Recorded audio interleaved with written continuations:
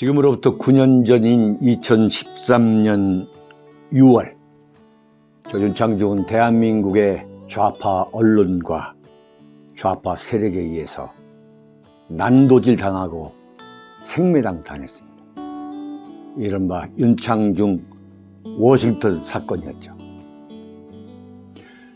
제가 만약에 박근혜 대통령을 곁에서 지킬 수가 있었다면 박근혜 대통령 탄핵은 결코 있을 수가 없었다고 저는 자부합니다. 제가 3년 동안 죽음보다 더 고통스러웠던 은둔과 집거를 하는 동안에 제가 피눈물로 쓴 저의 억울함을 고백한 책 피정, 그리고 박근혜 대통령의 탄핵에 관해서 대한민국 언론과는 정반대로 오로지 정의와 양심에 따라 쓴 윤창중의 실록, 모두 6권의 책을 여러분에게 권유하고자 합니다. 윤창중 칼럼상 TV는 여러분의 도서 구입 그리고 자발적 구독료로 운영되고 있습니다. 대한민국에서 유일한 양심의 방송, 여러분들이 지켜주시기 바랍니다. 감사합니다. 박근혜 묶음머리에 남색 외투 입고 투표한 진정한 이유는, 여러분, 토요일 날 윤창중의 조마이 뉴스가 10시 6분에 끝났죠, 아침에. 그런데 그 방송 카메라를 끄자마자 10시 12분에 더 팩트, 네? 인터넷 매체 더 팩트에서 단독 그래가지고 묶음머리에 남색 외투, 박근혜 휠체어 없이 병원 인근서 사전 투표했다. 이 기사가 처음 나왔습니다. 이게 완전 특종이죠.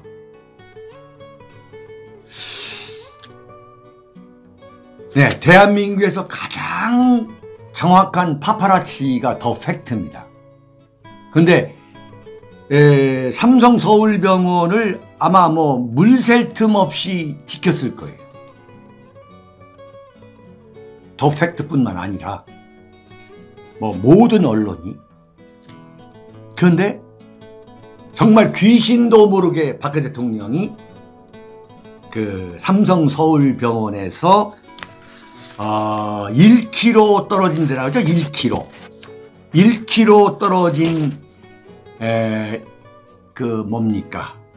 강남구 일원 본동 주민센터에서 사전투표를 하시고 경호원과 함께, 경호원 이래가지고 한 3명, 청와대 경호실, 경호처 파견 경호원이죠. 일행 4명과 함께 서울 강남구 일원 본동 주민센터 사전투표소에서 제20대 대통령 선거를 박근혜 전 대통령이 마쳤다. 9시쯤에. 자, 이것을 제가 방송이 끝나고 나서 딱 그 보도를 보고서 가슴이 철렁했어요. 혹시 무슨 말씀이라도 했을까? 혹시 윤석열 정권교체 이런 단어를 입에 올리셨을까? 딱 순간 제가 기사를 보면서 가슴이 철렁했어요. 근데 제가 안도의 한숨을 쉬었죠. 윤칼세에서 박근혜 대통령이 작년 12월 24일 사면복권을 받으셨을 때부터 그동안 일관되게 주장해온 모든 것, 윤칼세 TV 시청자 여러분께 제가 말씀드렸던 모든 것이 일단은 100% 적중했구나. 100%. 제가 심지어는 삼성서울병원에 계시다가 주변에 있는 일원동 주민센터 가셔가지고 투표할 것이다. 근데 아무 언급 없이 투표할 것이다 라는 것까지 적중했구나. 어제 제가 문자나 전화통화 굉장히 많이 받았어요. 완전히 쪽집게처럼 맞췄다.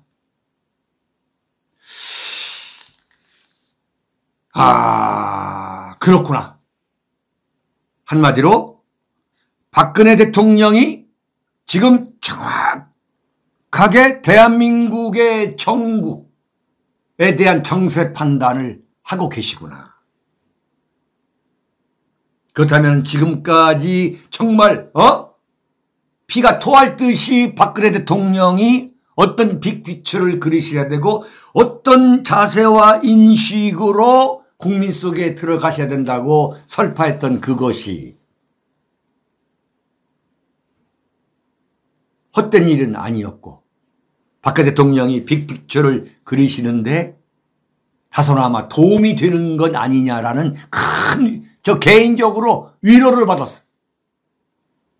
한마디로 윤칼세 TV가 박근혜 대통령 문제에 대해서 정말 새벽 3시 반부터 일어나가지고 고민했던 것이 적중한 거 아니냐. 자, 박근혜 대통령이 묶은 머리에 남색 외투를 입고 침묵을 전혀 깨지 않고 침묵을 그대로 유지한 상태에서 왜 비공개로 투표를 했느냐? 유영하 변호사도 아마 몰랐을 겁니다. 눈치 감은 잡았겠죠.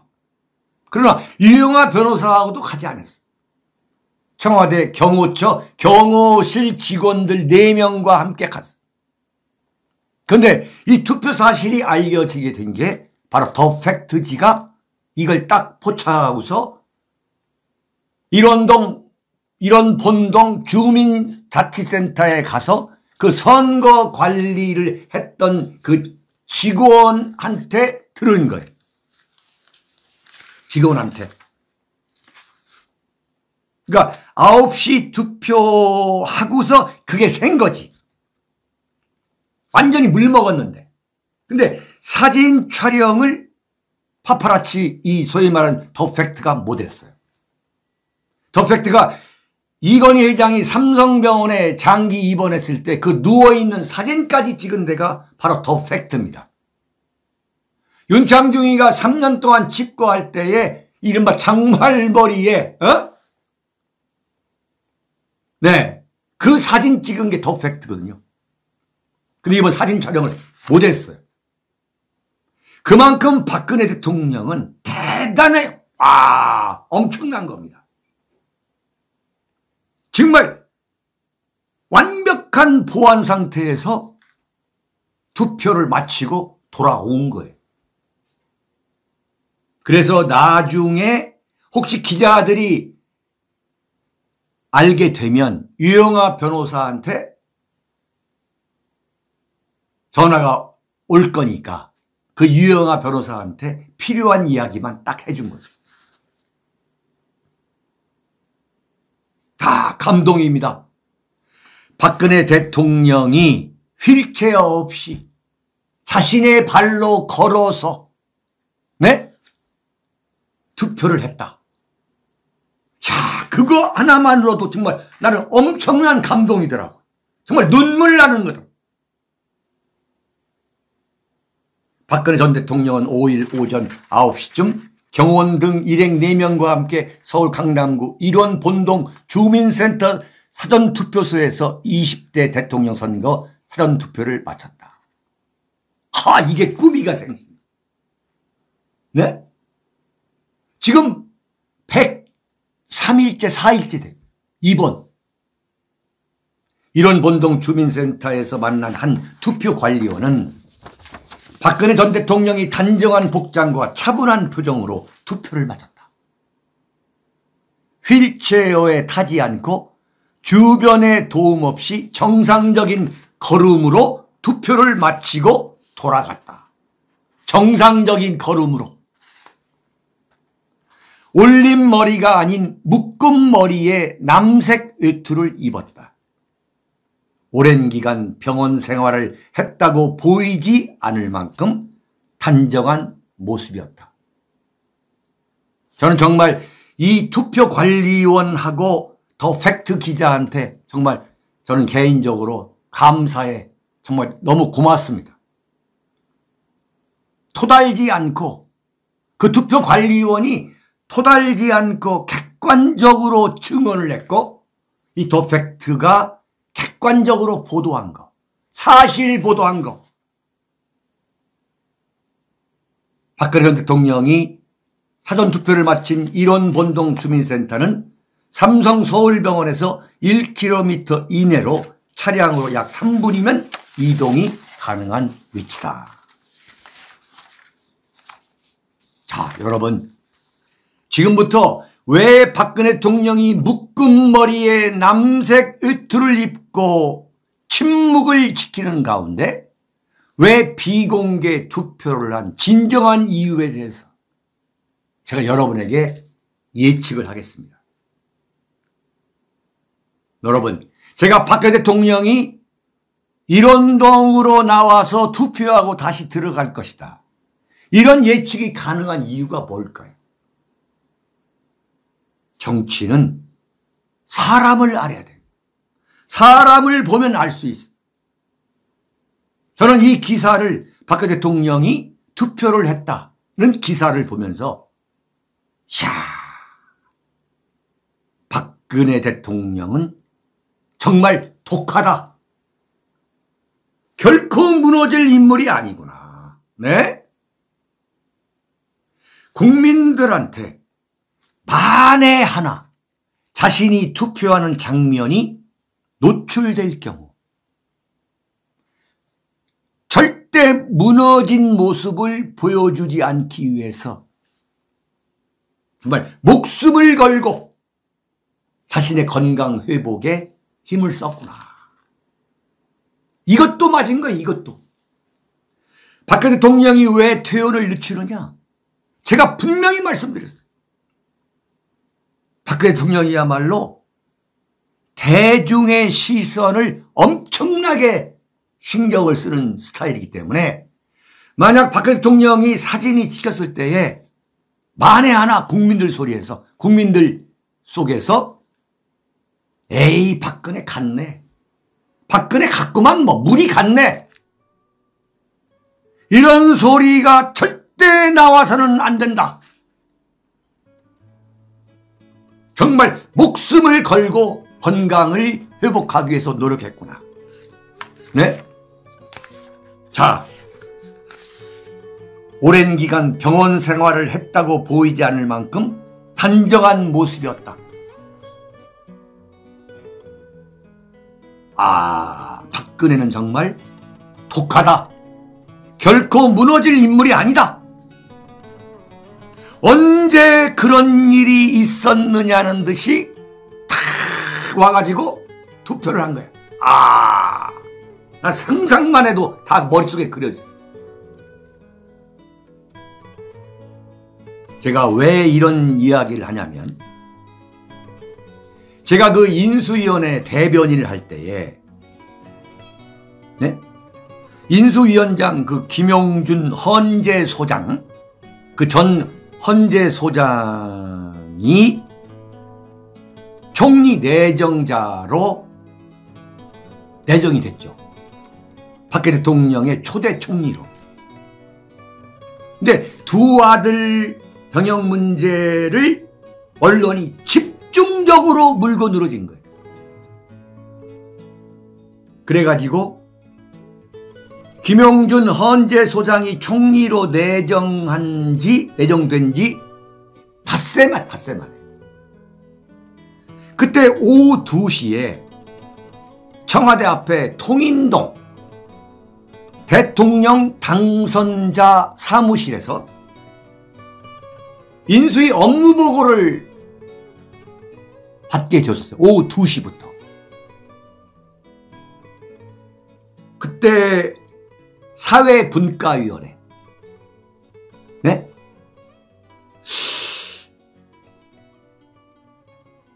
그런데 시간 약속을 엄청나게 철저히 지켜요. 박근혜 대통령은. 직접 같이 제가 모시고 일을 해보니까. 근데 오후 2시가 됐는데 박근혜 대통령하고 김영준 그 인수위원장, 총리 내정자가 오시지를 않는 거야. 2시 한 1분이 됐는데. 그래서 내가 그 주변에 사람들한테 어허 늦으시네? 이럴 리가 없네? 그러면 제가 일어나가지고 바로 그 업무 보고를 받는 그 회의실 바로 옆에 VIP실로 제가 갔어요. 갔더니 그 청와대 경호관들이 나와가지고 이 삼엄하게 이제 경호를 서는데 내가 그 경호관 한 사람한테 왜 당선인님하고 그 김영준 인수위원장이 이렇게 안 나오실까? 내가 혼잣말로 얘기를 했어요. 그랬더니 거기에 서 있던 경호관이 저에게 귓속말로 귀띔을 해주는 거예요. 그래서 내가 아니 지금 안에서 계시죠? 그랬더니 대변인님 분위기가 심각합니다. 김영준 위원장님이 총리직을 사퇴한다고 합니다. 그런데 당선인님이 지금 만류하고 계세요. 이러는 거예요. 그러니까 김영준 위원장이 닷새 만에 무너진 거예요. 그것을 오후 2시 회의 직전에 당선인을 만나가지고 당선인 신분이니까 얘기를 했는데 야 이거 큰일 났구나. 그래서 내가 이제 다시 자리에 돌아왔는데 2시 15분쯤에 문이 딱 열리면서 그 회의장, 업무보고를 받는 회의장으로 박근혜 대통령이 백가닥 대통령 당선인이죠. 들어오시는 거예요. 그러니까 전부 일어났죠. 그런데 박근혜 대통령의 표정이 언제 그런 일이 있었냐는 둥 완전히 그야말로 환한 표정으로 들어오시더라고요. 그러니까 지금 방금 전에 김영준 위원장이 국무총리 내정을 사퇴하겠다. 후보자를 사퇴하겠다고 하는데 그걸 만류했던 그런 표정이 전혀 아닌 거예요. 근데 그런 만류했다는 사실을 나만 알고 있는데 나만. 근데 그 표정이 조금도 바뀌지 않는 거예요. 내가 그걸 보면서 야 오히려 평소보다 더 밝은 입장이야. 더 밝은 표정이고 미소에 제가 속으로 감탄했어요. 야 저게 그야말로 고난을 이겨온 견뎌낸 내공이구나. 근데 그 뒤를 따로 들어오시는 그 김영준 위원장은 완전히 얼굴이 그야말로 메주 색깔에 가까울 정도로 떠 있더라고. 눈물도 흘리신 것 같고. 근데 박근혜 대통령은 조금도 흔들리지 않는 자세로 오히려 더 밝은 표정으로 들어오더라고요.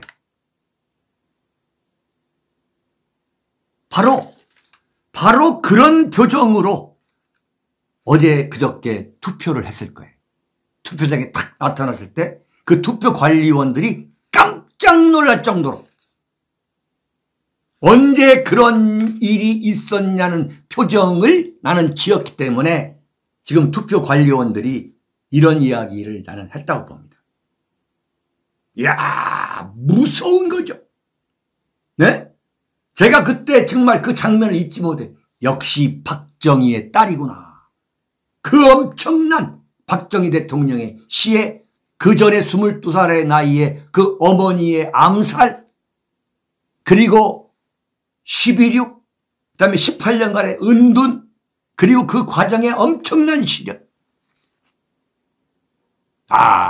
제가 어제 딱 다시 한번 생각이 된 것은 박근혜 대통령은 절대 무너지지 않을 것이라고 했던 내 판단이 옳았구나. 네. 그런 생각을 하게 됐죠. 두 번째, 왜 박근혜 대통령이 사전투표를 했느냐? 왜 비공개로 사전투표를 했느냐? 이건 뭐냐면 석방이 됐다고 해서 곧바로 정치에 발을 담그는 듯한, 네? 마치 3월 9일에 투표를 하는데 무슨 국민의 눈을 의식하는, 석방됐다고 해서 곧바로 마치 무슨 봄날이 온 것처럼 경거망동하는 그런 경솔한 행동을 절대 하지 않고 있는, 아주 담대하게 시작하겠다. 만약에 공개적으로 투표를 한다던가, 사전투표를, 또는 3월 9일 내일 모레 투표를 공개적으로 했을 경우에 언론에서 얼마나 이 기레기들이 찍고 까불고 입방아 올리고 했겠냐고. 박 대통령이 알고 있는 거예요. 내가 나가면은 이 언론에서 온갖 소설 장문 다 갈겨대면서 나를 다시 난도질할 가능성을 배제할 수 없다. 그래 나는 첫 번째로 봐요. 첫 번째, 절대 경솔한 행동을 하지 않겠다는 거예요. 하지 않으려고 하는 노력인 거예요. 두 번째는 뭐냐? 대선 전국에 내가 발을 담그는 것이 유불리를 떠나가지고 이번 대선에 개입해야 할 아무런 이유가 없다는 거예요. 네? 내가 나서가지고 이번 자기들이 짜놓은 대선 전국에 내가 왜 여기에 개입해야 하느냐? 내가 왜? 무엇보다도 윤석열에 대한 지지 여부를 내가 밝혀야 할 아무 이유가 없다는 거예요. 아무 이유가 없다는 거예요. 만약에 윤석열에 대한 후보로 지지 여부를 밝혔을 경우에 국민들 여론이 어떻게 나눠질 거라는 것을 박근혜 대통령이 정확하게 파악하고 있다는 거예요. 개인적인 그 감정을 떠나서 박근혜 대통령이 내가 윤석열을 지지하라 지지하지 말라 라고 했을 때 지금 국민들 반응이, 국민들이 어떻게 양분되고 3분되고 4분 5열 될 것인가를 박근혜 대통령이 알고 있는 거예요.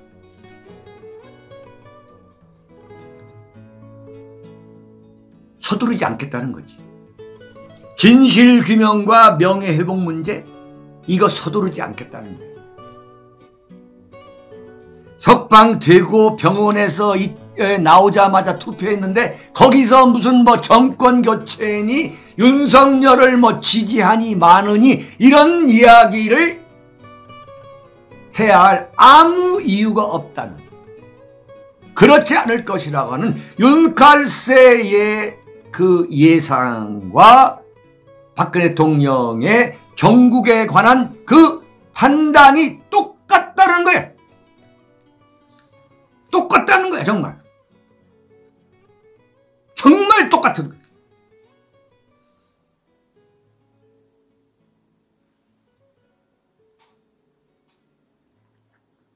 구조적이고 입체적으로 박근혜 대통령을 봐야 돼. 결코 박근혜 대통령은 그렇게 간단한 사람이 아니야. 네? 세 번째, 올림머리를 왜 안 했느냐. 이거 굉장히 중요한 문제. 그게 뭐 중요해. 천만의 말씀. 박근혜 대통령의 올림머리라는 것은 본인의 정체성이에요. 박근혜 이꼴 올림머리야. 그런데 올림머리를 하지 않고 왜 머리를 질끈 묶었느냐. 이건 박근혜 대통령에 대해서 아는 분들은, 아는 사람들은 박근혜 대통령이 과거의 박근혜가 아니라는 거야. 아, 나는 박근혜 대통령이 완전히 바뀌었구나. 지혜진님 감사드립니다. 완전히 바뀌었구나. 그야말로 박근혜 대통령의 이 올림머리, 그 핀 뭐 100 몇 개, 200 몇 개, 하는 그 올림머리는 이게 준비를 안 해서가 아니에요. 정황이 없어서가 아니에요. 지금 뭐 누워있다가 갑자기 일어나가지고 뭐 머리 대충 빗겨온 게 아니라 그럴 리가 없어요. 묶음머리가 의미하는 건 뭐냐. 과거 자신에게 따라붙었던 권위주의적 이미지를 버리고 탈피하고 평범한 국민의 한 사람으로 돌아가겠다는 거야. 왜? 국민 속으로 들어가겠다는 거지. 나는 이게 굉장히 중요한 변화라고. 이건 박근혜 대통령의 성격과 라이프 스타일을 아는 사람만 이런 해석이 가능한 거예요. 네? 국민과 다 친화적인. 근데 박근혜 대통령이 딱 나왔을 때 과거 그 올림머리, 이른바 공주머리, 여왕머리 하지 않고 딱 묶은 그 머리로 나왔을 때 국민들이 그야말로 완전히 이미지를 달리 받아들여. 이미지를. 이건 뭐냐. 자신이 지켜온 박근혜라고 하는 본인, 셀프, 이데아를 버리고 뉴 박근혜로 가겠다는 거예요. 이게 바로 4년 9개월 동안 그 감옥에서 정말 그 절대 고독 속에서 독서하고 사고하면서 인생은 무엇인가?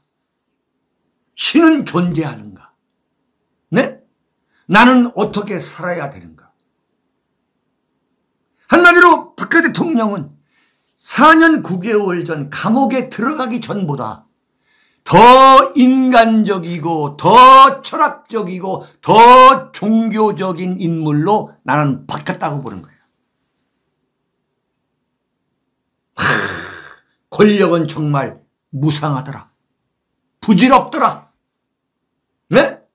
인생은 정말 헛되도다. 권력도 헛되도다. 이걸 뼛속 깊이 느끼면서 네? 국민을 중심으로 사고하는, 국민을 중심으로 사고하고 행동하는 그 사유체계로 나는 바뀌었다는 증표가 뭐냐? 그 증표가 바로 나는 이 올림머리를 묶음머리로 바꾼 거라고 난 단언해요.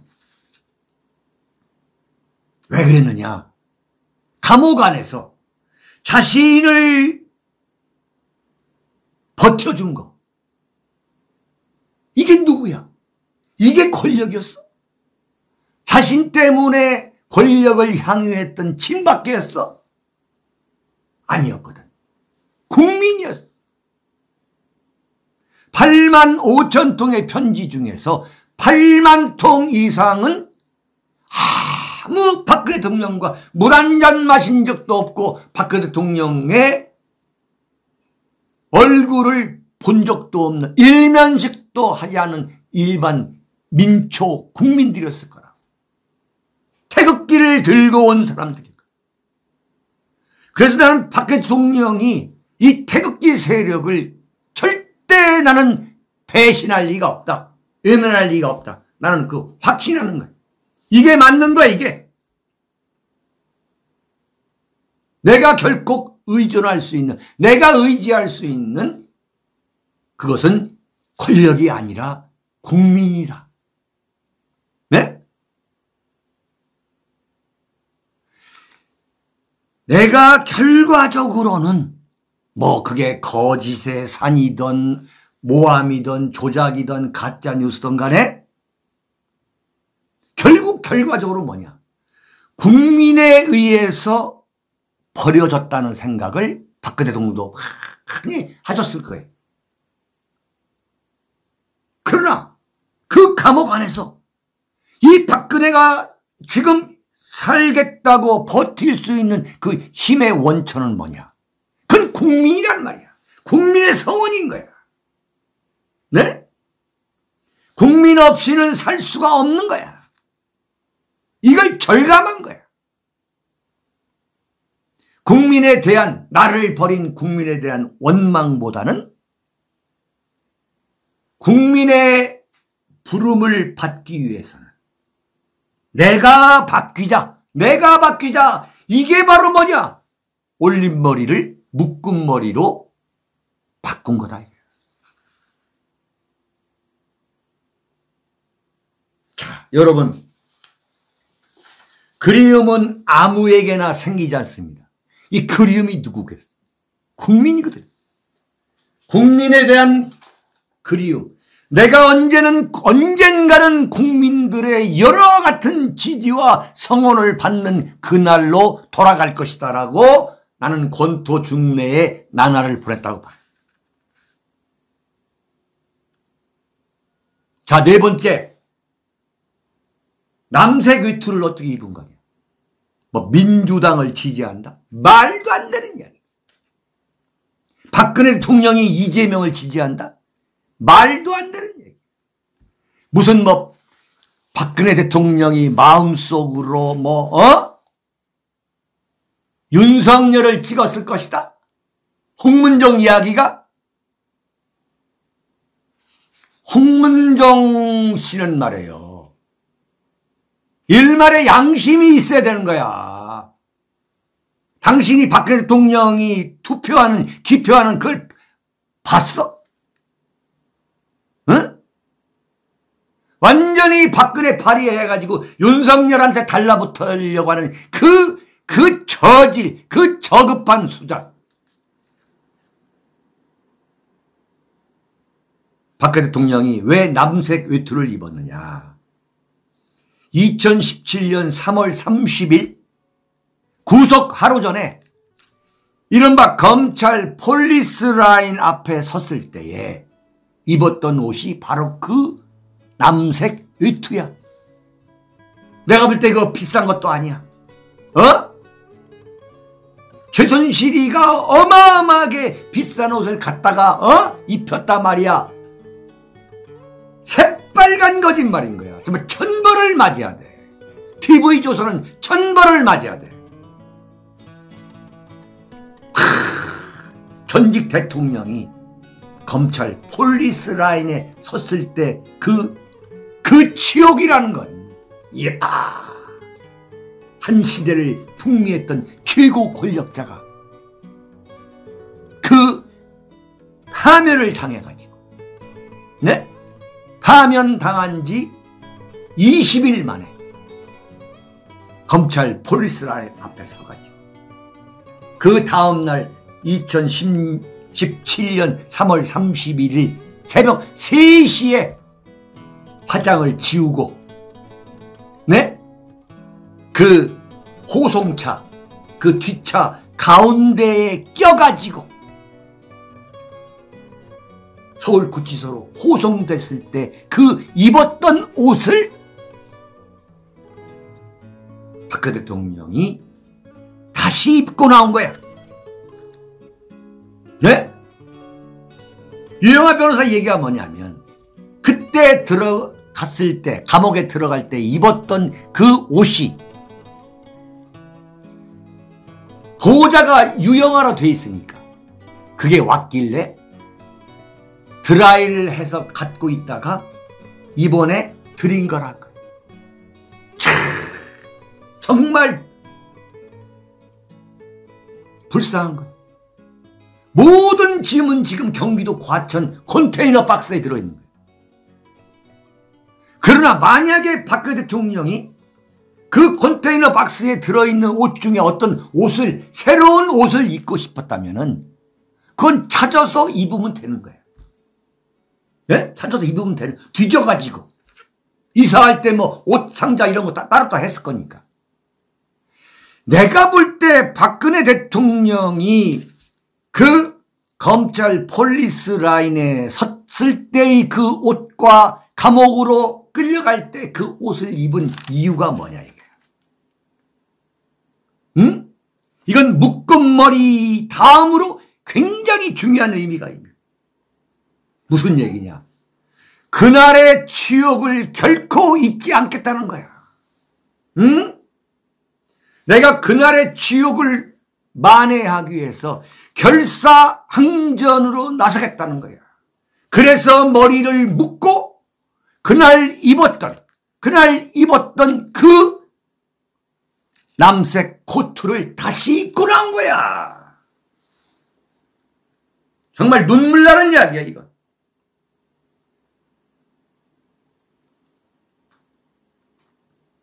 자신이 감옥에 갔을 때의 그 옷을 입고 나왔다는 건 정말 보기만 하더라도 치가 떨릴 거야. 저 윤창주가 경험한 적이 있어요. 내가 청와대 대변인 마지막 날 입었던 그 양복과 내가 들고 다녔던 그 트렁크는 내가 정말 몇 년 동안 내가 쳐다보지를 못했어. 정말 옷 사가는 전율 때문에, 그 소름 때문에 그 옷을 입지를 못했어. 그걸 극복하는데 정말 힘들었어. 박 대통령은 극복한 거야. 이른바 자신의 트라우마 극복했다고 봐야 돼. 그 옷을 다시 입고 나온 게 뭐냐? 그날의 치욕을 잊지 않겠다. 탄핵 배신자들이여, 반드시 너희들을 역사의 법정에 세우고야 말리라. 그래서 시간이 걸리겠지만 진실을 밝혀내고야 말겠다는 강한 의지인 거야. 응? 무슨 민주당에서 무슨 이재명을 찍어? 박근혜 대통령이 이고상해가지고 이재명을 찍어? 에? 이건 말도 안 되는 이야기지. 홍문종이가 윤석열을 찍을 것으로 봐? 무슨 어림없는 개수작 부리지 마, 홍문종. 박근혜 대통령한테 죄 짓는 거야, 정말. 박근혜 대통령이 윤석열을 지지한다? 어림없는 소리다. 이건 객관적으로 제가 설명해 드리는 거예요. 이번에 대통령 선거에 임하는 박근혜 대통령의 그 언행을 보면 다시는 4.15 총선 전에 황교안과 유승민이가 합당한 그 이른바 수박 보수들의 그 패권주의에 잠시 현혹돼 가지고 거대 야당을 지지하자 라고 해서 결과적으로 태극기 세력을 속상하게 만든, 내가 볼 때는 박근혜 대통령의 일생일대 최대 후회할 일이 뭐냐? 나는 실책이 나는 이거로 봐요.